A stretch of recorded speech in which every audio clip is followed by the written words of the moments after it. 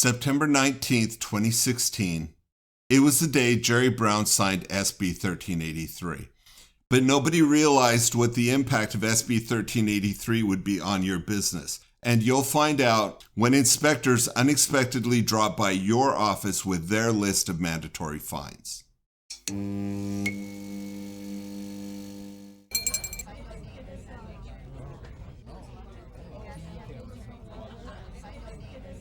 I actually heard about this a few years ago from a friend of mine at Cal Recycle. He told me that the fines are coming and the fines are mandatory. Well, what he actually said was all the environmental laws up to date have had a good faith effort clause. That's gone. He says from now on, all the fines are mandatory. SB 1383 makes all these fines mandatory and defines what these fines are going to be. Elements of SB 1383 have already gone into effect. As of January 1st, 2022, the fines associated with SB 1383 become mandatory. Do you have an employee who hasn't completed the mandatory trash training? I bet you didn't know there was mandatory trash training, but you have to train employees how to throw away trash. Every employee that does not have the mandatory annual training, as much as a $500 per employee fine. Did you forget to document an employee doing the mandatory trash training? That's a mandatory $2,500 fine.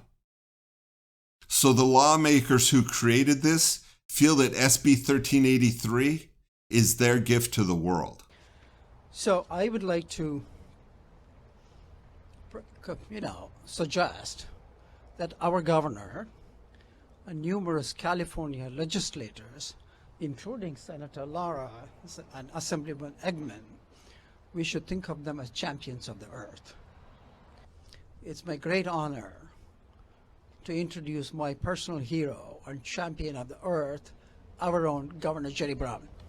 When they created this law, they believed that they could create an example to the community at large. For example, in the agricultural community, they believe that they can teach farmers how to manage their farms more ecologically friendly. Up in my area, you can drive by a dairy, you can drive by a lot of farming areas, and you know that there's pollutants going on. Asking them to do something about cow manure, people will laugh at you. Last day we're talking about regulating farts and manure. The goals of 1383 cost millions of dollars. It also builds this two-way process for adopting and implementing regulations and ensuring that dairy has a voice in its own future.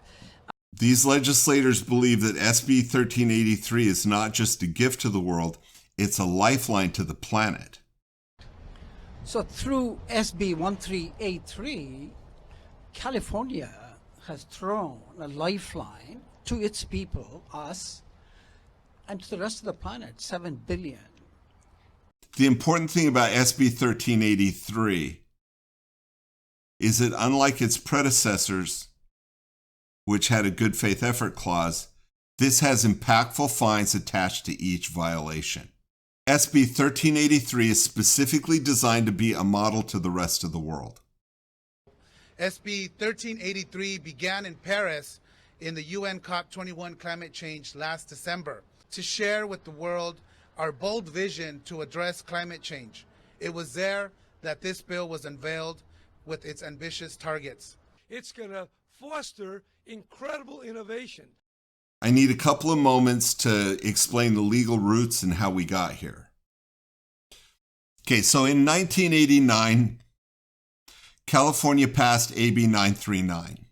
Basically, it just said however much waste was created in 1990, they had to reduce from that level by 2000 by 50%. So if your city created 100 pounds of waste, by the year 2000, they can't create more than 50 pounds of waste. That's all AB 939 said. There were some regulations attached to it, some potential fines, but AB 939 had a good faith effort clause in it, meaning as long as you were doing something, you weren't going to get fined. The next one that's of significance here is AB 341. After 2000, we hit our 50% goal. AB 341 was created in 2011, and it said we were going to go to 75% diversion by the year 2020. So theoretically, at this moment, We've reduced how much waste is going into the landfill to 25% of what it was 30 years ago. Then in 2014, California created AB 1826. Now, 1826 is about composting. So, you eat half of a sandwich, that other half of that sandwich doesn't go into the trash, that goes into a compost pile, what they call organic waste. AB 1826 simply says, okay, we're going to start sorting out organic waste. 1826 applies only to businesses, and at the moment, 1826 says if you produce 2 cubic yards of organic waste a week, if you could fill a 6-foot desk with food and grass and paper, then you're required by law to be composting. So just like 939, 341 and 1826 had a good faith clause attached to them, which meant if you're doing the best you can, you're not going to get fined by any of these laws. Last one is SB-1383. So SB-1383 says that businesses and residents are going to reduce car emissions, start using solar, wind, and other renewable energy sources. And just like 939, 341, 1826, there was a good faith effort clause attached to that. So now comes the cow fart bill, SB 1383, which specifically says how you as a business owner or you as a resident are required to meet the objectives of 939, 341, 1826, and 350. And it attaches fines and penalties to them. In fact, the fines are now mandatory. There is no good faith effort. So here's how to prepare. On January 3rd, 2022, California is going to send out thousands of auditors with the goal of examining every business in the state of California for compliance with SB 1383. Can you prepare for this on your own? Of course. Study the law, prepare a plan, implement the plan, and have everything ready before they show up on your doorstep. And while we're at it, don't forget, if you're not ready and the inspectors show up and you don't let them in, it's $2,500 a day fine until you do. Okay, now I got a quick definition for you. Jurisdiction. Jurisdiction is the limits or territory within which authority may be exercised. From now on, when I refer to a city, a county, incorporated, unincorporated area, some area within the state of California that has some people who provide you with services, that's called a jurisdiction. Your jurisdiction is who's going to be auditing you. Jurisdictions are required by law to do daily spot checks. So expect to see jurisdictional auditors more often than you'd see state auditors. State auditors also check up on the jurisdictions to make sure that they're doing their job. So if your jurisdiction sees that you made a mistake, they find a apple core in your trash, and they don't fine you, and the state of California finds out that they didn't fine you, the state of California will fine your jurisdiction $10,000 per day retroactively until they go back and fine you. So you'll still get a fine, and then the jurisdiction has to pay $10,000 a day for every day that they didn't actually cite you for having that apple core in your trash. So the point is, your local or jurisdictional auditor, they don't have any choice in this either. If they don't audit you, they get fined. If they don't fine you, they get fined.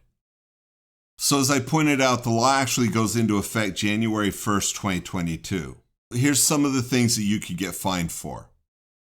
Not training employees, contractors, tenants, and customers on how to throw away trash annually.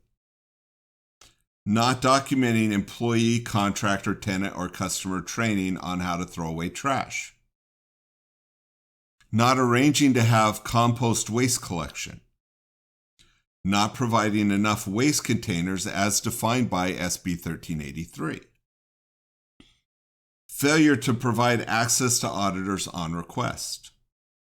failure to daily inspect waste containers for wrong stuff in the wrong container, failure to provide organic waste or compost containers near every trash container. And if you're in the food industry, failure to keep records of edible food recovery, and also failure to send leftover edible food at the end of the day to homeless shelters and other charitable organizations. Okay, so here's my shameless plug.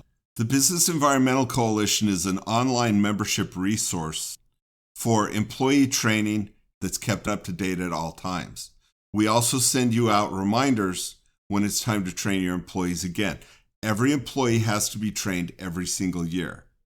If an employee is out of compliance, that's between a $50 and a $500 fine per employee. We provide guidelines and steps for your business to get prepared for SB-1383. We provide you with documentation to do a self-assessment of your location to see if it meets with compliance for SB-1383.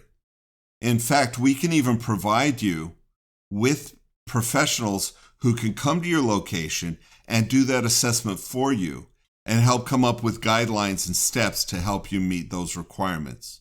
And we'll provide you with step-by-step guidance to prepare your business for when it's audited by the state of California for compliance with SB-1383. Right now, California is hiring thousands of people and training them to audit businesses and to audit jurisdictions to make sure that the jurisdictions are doing their inspections as well. In addition, jurisdictional auditors and state auditors will be going immediately to select businesses and randomly to other businesses, which could be any one of us. Finally, this law goes into effect January 1st, 2022, but that happens to be a Saturday. I believe the first business day after New Year's is Monday the 3rd. Monday the 3rd, those auditors are going out en masse to see who's in compliance with SB-1383. Just like any small business owner, I just want to run my business and be left alone. But there's a certain non-reality to that right now. Constantly new challenges come up, and this one's a big one. When I first started this in 2010, SB-1383 didn't exist. I just thought I had a good idea to help businesses become more productive by generating less waste. Waste costs money. But SB-1383 does exist. And if your business is in California, you're going to get fined. And our job is to make those fines as low as possible. On that day, no good faith effort will be recognized. Okay, so one last point. SB-1383, it is the law. It's already been in informal review, it's been in formal review, it's been in modifications, it's been in updates, it's been signed. This is the law and this is how it's going to happen, and that's it. So that's done. All we're doing now is preparing for it, and all I'm telling you about is what's going to happen. If an auditor walks into your location and they find a soda can in a compost bin, you will get fined. If they find a banana peel in the trash, you will get fined. And what we want to do is we want to help keep that money in your pocket. At this point, all we can do is prepare.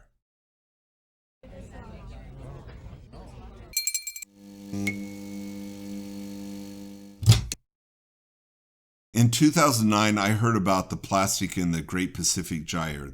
I started to learn about a lot of environmental regulations, and most of these environmental regulations seem to keep coming out against businesses, and most of them seem to come out against smaller businesses.